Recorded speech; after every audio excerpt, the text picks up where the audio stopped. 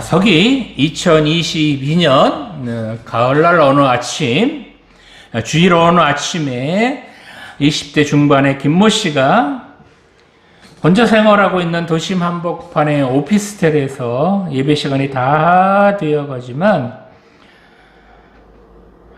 성도였던 이 김모 씨는 서둘러 교회로 가질 않습니다. 오히려 간편한 옷차림으로 책상 앞에 앉아 컴퓨터를 켜고 이름난 교회 가운데 그날의 기분에 따라 한 곳을 골라 그렇게 마우스 클릭을 합니다. 그러자 곧 그 교회의 담임 목회자가 화면에 등장하여 설교를 합니다. 그렇게 컴퓨터의 화면에서 설교가 나오는 동안 이 김모 씨는 간식을 먹어가며 그렇게 편안하게 설교를 듣습니다. 그리고 그날 헌금하고 싶은 액수를 그렇게 컴퓨터로 입력하고 버튼만 눌러서 그 헌금도 그렇게 온라인으로 전송이 됩니다. 김모 씨의 주일 예배는 이렇게 컴퓨터 예배 드리는 것으로 끝이 납니다. 여러분들은 이렇게 예배 드리는 것 어떻게 생각하십니까? 오늘 주신 본문의 배경을 살펴보면 사도 바울은 로마서 12장에서 우리 성도들이 삶 속에서 가장 중요하게 여기는 그런 예배에 대해서 말씀하고 있습니다. 자, 그렇다면 하나님께서 기뻐하시는 예배 우리가 어떻게 드려야 될까요? 아니, 예배는 왜 드려야 될까요? 오늘 주신 본문을 통해서 하나님께서 기뻐하시는 예배는 어떻게 드려야 하는지 살펴보며 함께 은혜 나누기를 원합니다. 자, 첫 번째로 예배는 하나님께서 기뻐하시는 거룩한 산 제물로 드려야 한다는 것입니다. 본문 1절 말씀 보겠습니다. 그러므로 형제들아 내가 하나님의 모든 자비하심으로 너희를 권하노니 너희 몸을 하나님이 기뻐하시는 거룩한 산 제물로 드리라. 이는 너희가 드릴 영적 예배니라. 아멘. 자, 본문에서 사도 바울은 로마에 있는 그런 성도들에게 하나님의 자비하심으로 권하는 게 있다라고 말합니다. 여기서 이 하나님의 자비하심이라는 의미는 하나님의 긍휼, 즉 엄마가 자식을 아낌없이 사랑하는 것처럼 하나님께서도 하나님의 자녀들을 아낌없이 사랑하신다라는 것을 이제 말하는 것입니다. 사도 바울은 많은 핍박과 환난 가운데서도 이렇게 자기들의 신앙을 지켜가려고 애쓰는 그런 로마 교회 성도들을 이렇게 위로하고 있습니다. 자, 이처럼 사도 바울이 로마 교회 성도들을 위로하면서 간절히 권하는 게 뭐라고요? 오늘 본문 1절 말씀 보니까 너희 몸을 하나님께서 기뻐하시는 거룩한 산 제물로 드려라 라고 말씀합니다. 이게 뭐라고요? 1절 끝에 보니까 요것이 바로 너희가 드릴 영적 예배다 라고 말씀합니다.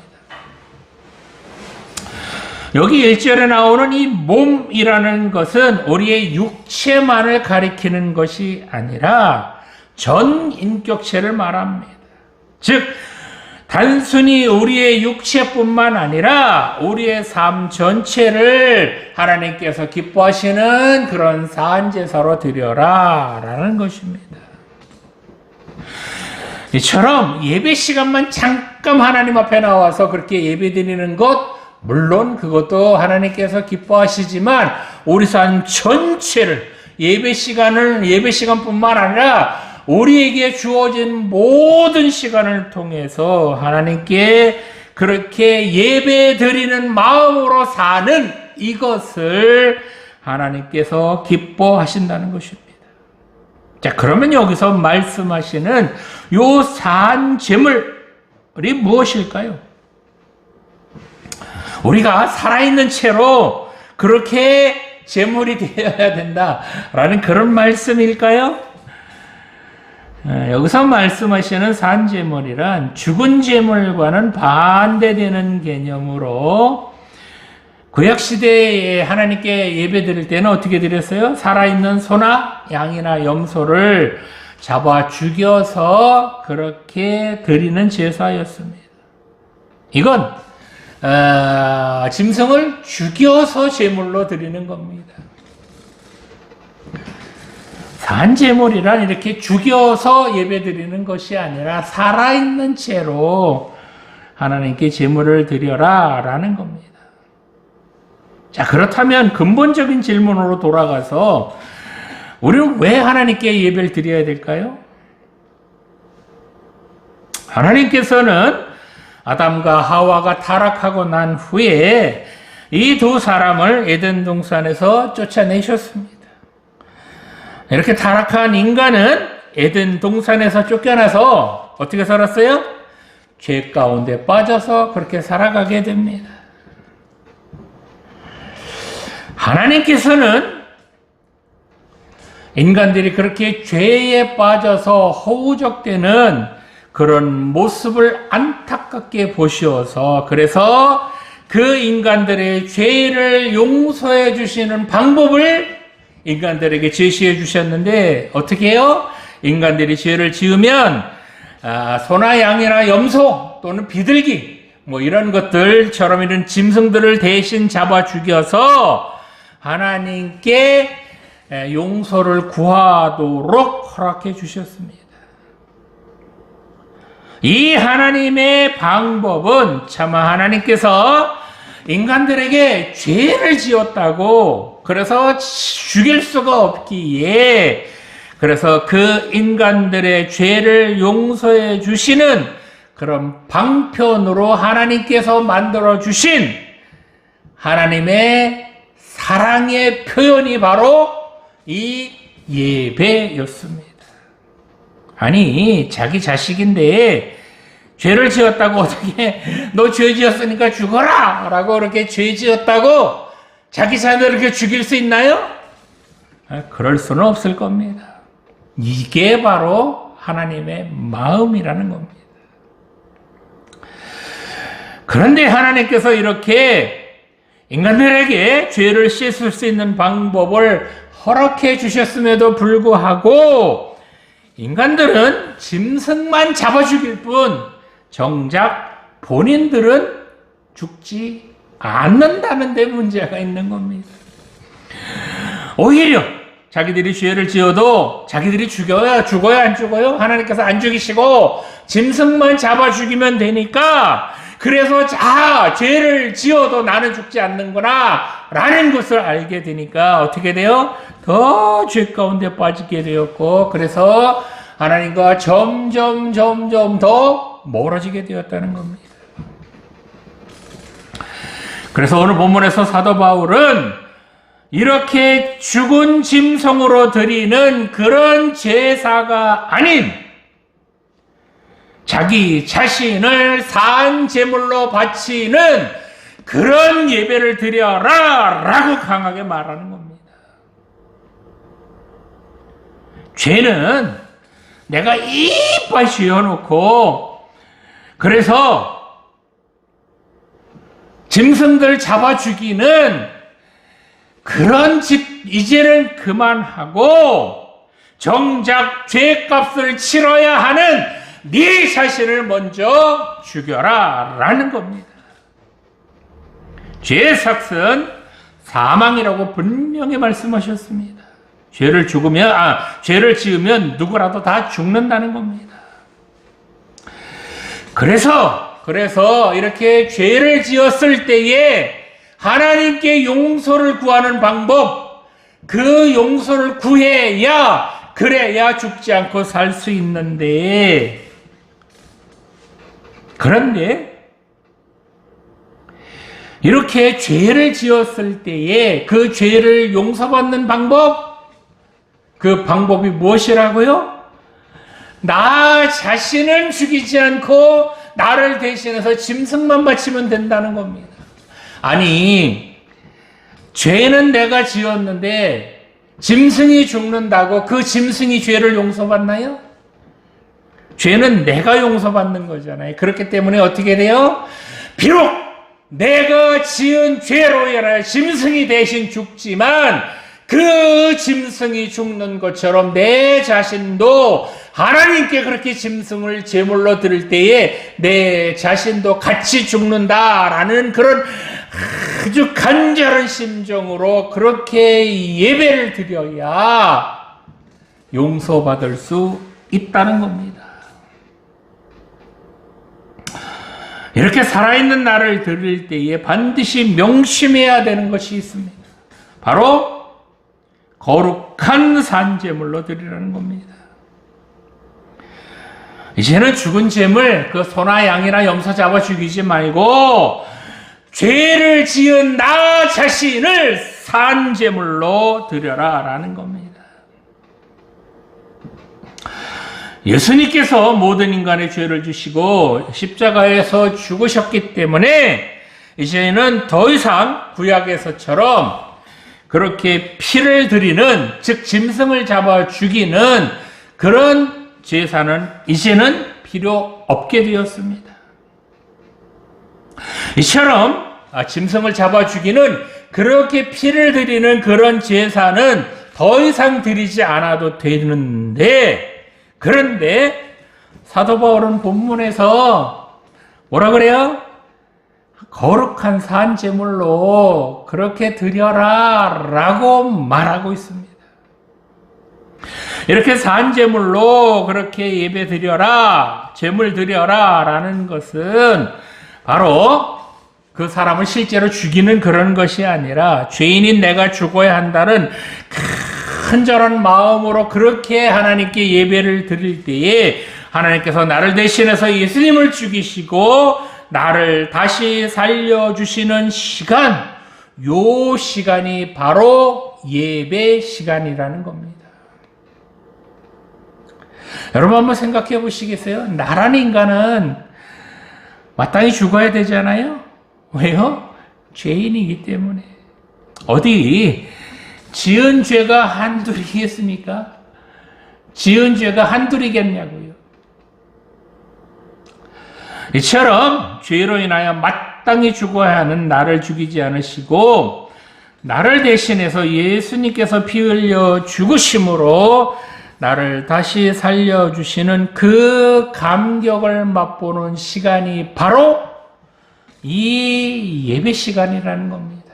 내가 간절히 하나님 앞에 하나님 내가 죄인입니다. 나를 용서해 주세요 라고 진심으로 하나님 앞에 용서를 구할 때, 그럴 때 예수님께서 피 흘려 죽으시고 그리고 나를, 죄인인 나를 다시 살려주시는 시간, 그 시간이 바로 이 예배 시간이라는 겁니다.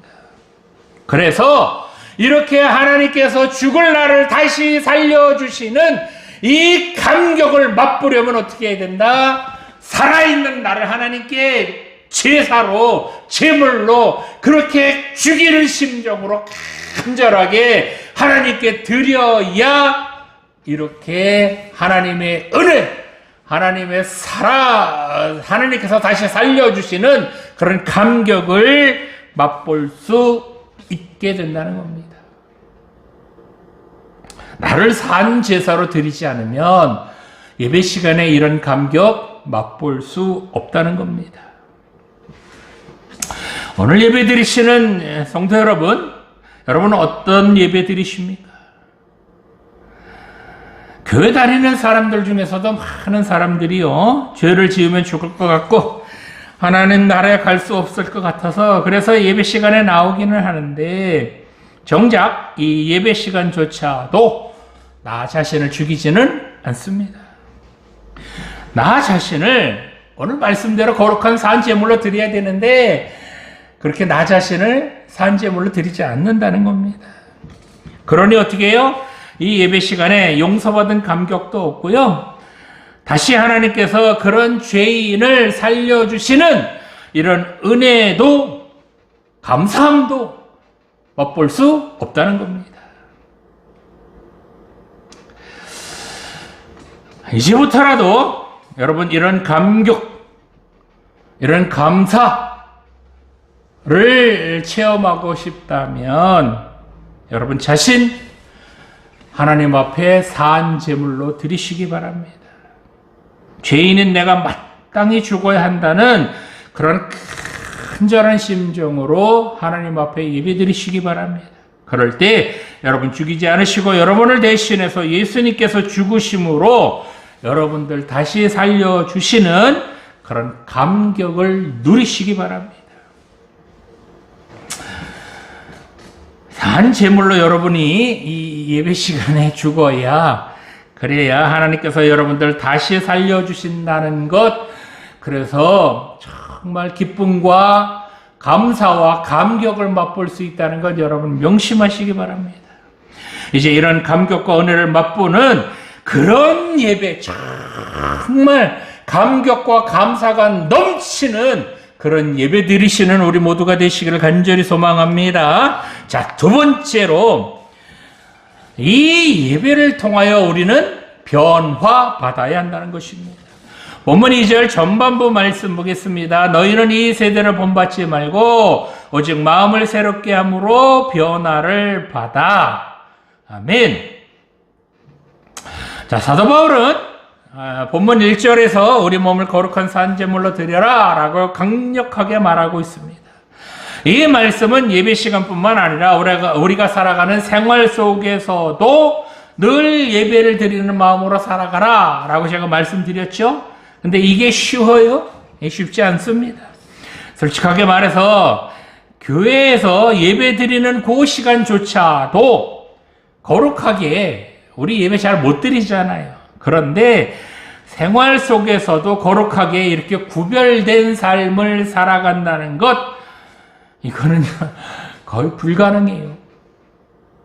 그래서 사도 바울은 우리 삶 속에서도 거룩한 산 제물로 그렇게 구별된 삶을 살아가려면 어떻게 해야 되는지 본문에서 이렇게 말씀하고 있습니다. 자, 바로 거룩한 삶을 살아가려면 어떻게 해야 된다고요? 2절 맨 앞에 나오는 것처럼 이 세대를 본받지 말라는 겁니다.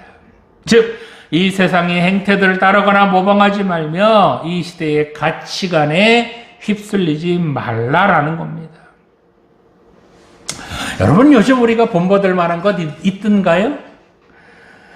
요즘 우리가 따를 만한 것들 있습니까? 사도 바울은 왜 이 세대를 본받지 말라고 했을까요?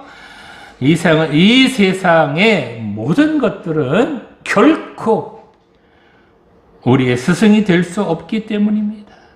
우리가 따를 만한 것들이 없기 때문에 그렇습니다.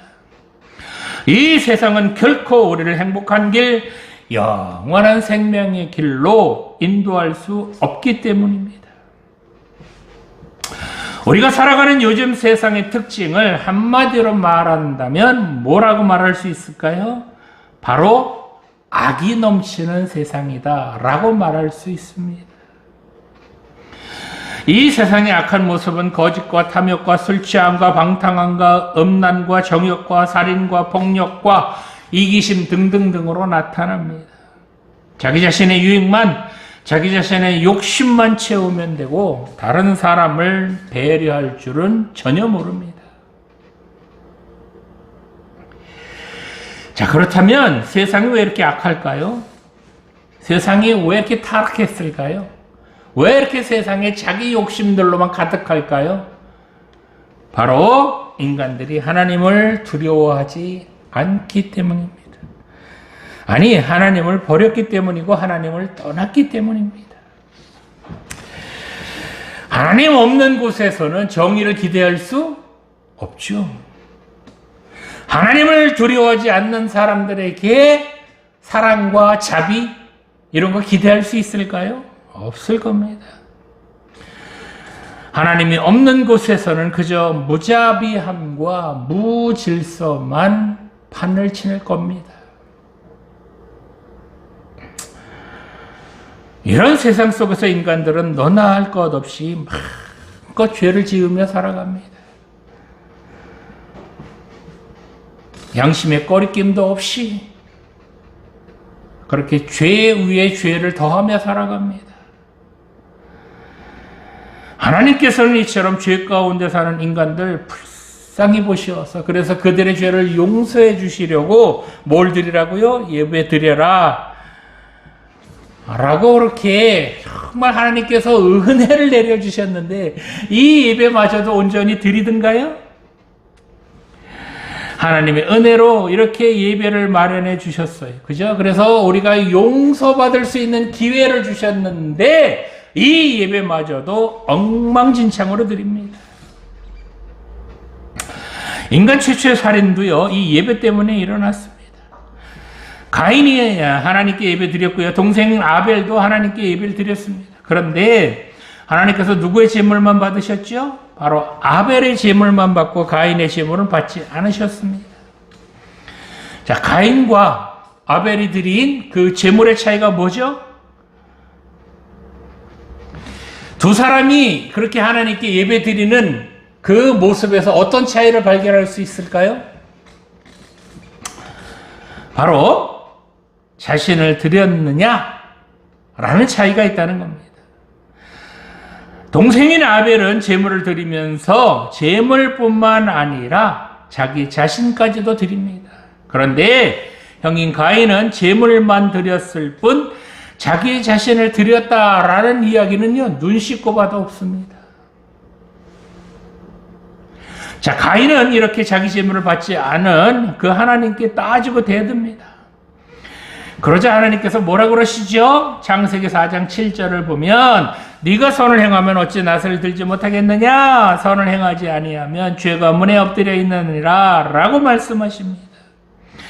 여기서 말씀하시는 이 선이란 윤리적, 도덕적으로 사는 것을 말하는 그런 것이 아니라 윤리 도덕은 사람의 기준이잖아요. 이게 그런 걸 말씀하시는 것이 아니라 하나님께서 주신 은혜에 감사해서 하나님 말씀대로 하나님 뜻대로 사는 것, 그것이 바로 선입니다.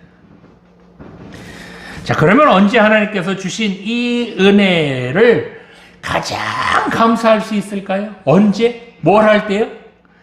바로 하나님께 예배 드릴 때 그동안 지은 죄를 용서받고 하나님께서 주시는 은혜로 죄인이 그렇게 다시 의인으로 거듭나는 그런 변화를 받을 때 가장 큰 감사와 기쁨을 드릴 수 있는 겁니다.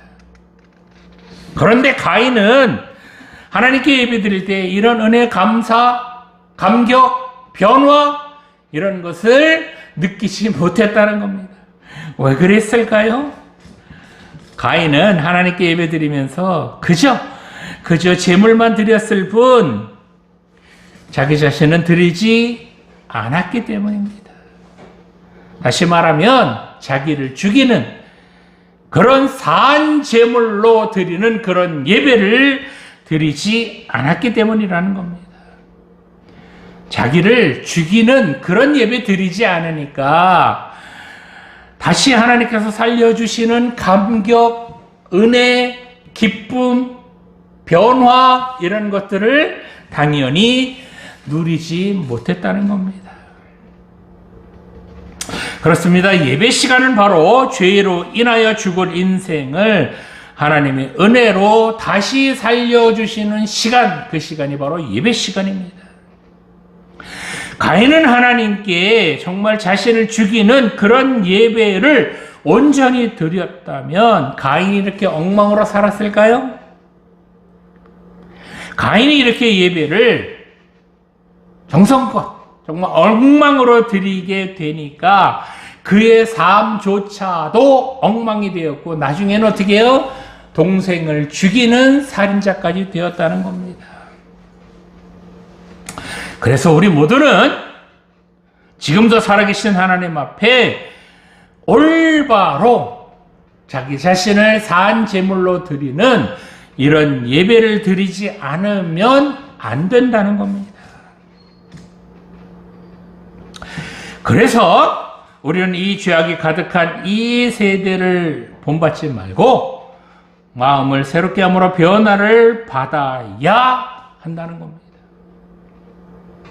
이 마음을 새롭게 함으로 변화를 받아야 한다는 것은 예배 시간에 나를 산제물로 드려서, 즉 나를 죽임으로써 다시 새롭게 거듭나야 한다는 것을 말하는 겁니다. 이 변화는 나 자신을 온전히 산제물로 예배 시간에 그렇게 나를 죽임으로써 성령님께서 죄인인 나를 온전한 사람으로 다시 거듭나게 그렇게 변화시켜 주시는 그런 시간이 바로 예배 시간이라는 겁니다. 즉 예배 시간에 내 죄를 용서받고 다시 거듭나야 새로운 사람으로 그렇게 변화받는 사람, 거듭나는 사람이 될 수 있다는 겁니다. 이처럼 하나님 앞에 온전한 예배, 즉 자기 자신을 산제물로 드리는 이런 온전한 예배를 드려야 죄악으로 가득한 이 세대를 본받지 않게 된다는 겁니다. 성도 여러분 어떻게 예배 드리십니까? 예배 시간에 여러분 죄악된 여러분 죽이십니까? 예배 시간에 엉망으로 살았던 여러분 자신을 죽이십니까? 이처럼 죄 가운데 살던 나를 죽이고 엉망으로 살던 나를 산 제물로 그렇게 하나님께 드리는 시간, 그 시간이 바로 예배 시간이라는 겁니다. 이렇게 나를 산 제물로 하나님 앞에 죽일 때 하나님께서 그런 나를 용서해 주시어서 새 사람으로 변화받는 시간, 그래서 이 죄악된 세상을 본받지 않고 하나님의 자녀답게 그렇게 멋지고 당당하게 살아갈 수 있도록 그렇게 만들어주시는 시간이 바로 이 예배 시간이라는 겁니다. 나를 죽이지 않고는 이 악한 세상을 이길 수 없습니다. 여러분 명심하시기 바랍니다. 그래서 이 예배 시간에 여러분 자신을 죽여야 이 악한 세상에서 여러분 죄에 빠지지 않고 하나님 말씀대로 하나님 자녀답게 살아갈 수 있다는 것 명심하시기 바랍니다. 이렇게 하나님께서 기뻐 받으실 그런 산 제물로 드리는 그런 예배를 드리심으로써 새롭게 변화된 인생, 멋진 인생 사시기를 간절히 소망합니다. 자, 마지막으로 예배를 통하여 하나님의 뜻을 분별해야 한다는 것입니다. 본문 2절 후반부 말씀 보겠습니다. 하나님의 선하시고 기뻐하시고 온전한 뜻이 무엇인지 분별하도록 하라. 아멘. 자, 이렇게 산 제물로 자신을 드릴 때에 하나님께서 나를 다시 살려주시어서 그렇게 변화된 인생이 되면 그 다음에 어떻게 된다고요? 하나님의 선하시고 기뻐하시고 온전하신 뜻이 무엇인지 뭐 할 수 있다? 드디어 분별할 수 있게 된다는 겁니다. 여기서 말씀하시는 이 하나님의 선하심이란 하나님의 속성인 자비, 사랑 뭐 이런 것들을 말합니다. 이 선하심은 죄인을 내치지 않으시고 끝까지 그 죄인을 용서하여 주시어서 그 죄인을 참고 또 참으시어서 결국에는 그 사람이 의인이 되도록 만들어주시는 하나님의 자비, 하나님의 은혜, 이런 것들을 경험하는 것, 그것을 바로 하나님의 선하심이라고 말합니다. 또 기뻐하시고 라는 말은 하나님께서 받으실 만한 것, 즉 하나님의 뜻에 합당한 것, 그것을 말합니다. 또 온전하신이란 완벽한 것 또는 성숙한 것, 그런 것들을 말합니다. 자, 이렇게 하나님의 선하시고 기뻐하시고 온전하신 뜻, 이런 것들을 분별하려면 어떻게 해요? 마음을 새롭게 함으로 변화를 받아야 한다는 것입니다. 여기서 변화를 받는다라는 말씀은 성령의 역사하심을 통해서 세상의 가치관이나 세상 죄를 따르는 것들을 성령께서 완전히 뒤집어 주시어서 그런 죄악된 삶을 완전히 뒤집어 주시어서 그래서 하나님의 나라의 가치관으로 그렇게 살도록 변화시켜 주시는 것을 말합니다. 자, 그렇다면 하나님께서 이렇게 기뻐하시는 삶, 그런 삶을 산다는 것, 그것은 어떻게 사는 것을 말할까요? 하나님께서는 우리가 어떻게 사는 것을 기뻐하실까요? 이전에는 세상의 가치관대로 그렇게 죄악 가운데 살던 사람이 이제 자기 일을 온전히 그렇게 산제물로 드림으로써 그렇게 변화를 받고 난 후에 이제는 어떻게 살아요? 하나님 말씀대로 살다가 가난해져도 행복하다는 겁니다. 하나님 뜻대로 살다가 아주 좋은 직장에서 쫓겨나도 괜찮다는 겁니다. 하나님 말씀대로 살다가 손가락질 받을지라도 즐거워하는 이런 사람은 하나님께서도 기뻐하실 뿐만 아니라 세상 사람들도 이런 사람 감당할 수 없을 겁니다. 자, 또 하나님께서 우리를 온전하게 하시는 뜻, 이것이 무엇일까요? 바로 하나님의 하나밖에 없는 예수님을 이 땅에 보내주시어서 내 죄를 대신해서 그 예수님을 죽이심으로 내 죄를 용서해 주시어서 나 같은 죄인을 온전하고 완벽하게 해 주시는 것, 그것이 하나님의 뜻이라는 겁니다. 우리 인간은 자기가 지은 죄를 스스로 그렇게 깨끗하게 자기 죄를 씻을 수는 없습니다. 우리 인간이 하나님 앞에 온전히 자기 죄를 씻는 방법, 그것은 바로 오로지 예수님께서 내 죄를 대신해서 피 흘려 죽으실 때 이것이 가능하게 된다는 겁니다. 하나님의 뜻은 이처럼 자기 아들을 우리를 대신해서 그렇게 사한 제물로 죽이심으로 우리를, 죄인인 우리를 온전한 사람, 완전한 사람으로 만들어 주시는 것, 그것이 하나님의 뜻이라는 겁니다. 이렇게 하나님의 뜻을 이루기 위하여 예수님께서 이 땅에 오셨고 그 하나님의 뜻대로 십자가에서 그렇게 피 흘려 죽으심으로 하나님의 뜻을 완성해 주셨습니다. 그래서 죄인인 우리들이 이렇게 하나님의 자녀가 될 수 있었다는 겁니다. 오늘 예배드리시는 성도 여러분, 하나님은 바로 이런 분이십니다. 나 같은 죄인 구원해 주시려고 자기 아들을 죽이심으로써 우리가 다시 하나님의 자녀가 된 줄 믿으시기 바랍니다. 이렇게 하나님께서 죄인인 우리를 구원해 주셨으니 어떻게 살아야 돼요? 다시는 하나님을 실망시키지 말아야 될 줄 믿습니다. 이렇게 거룩한 예배 시간에 나와서 여러분 자신은 죽이지도 않은 채 애꿎은 그런 주님만 계속 십자가에 못 박지 마시고 여러분 자신을 거룩한 산 제물로 드리시기 바랍니다. 이것이 바로 우리가 드릴 영적 예배입니다. 이렇게 영적 예배를 드려야 하나님께서 우리가 드리는 이 예배를 기쁘게 받아 주실 줄 믿습니다.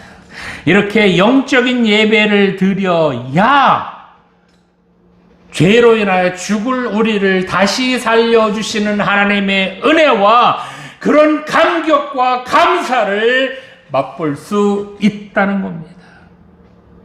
이런 예배를 통해서 이 세대를 본받지 말고 새롭게 변화를 받아서 하나님께서 기뻐하시는, 정말 하나님께서 자랑할 만한 그런 우리 모두가 되시기를 간절히 소망합니다.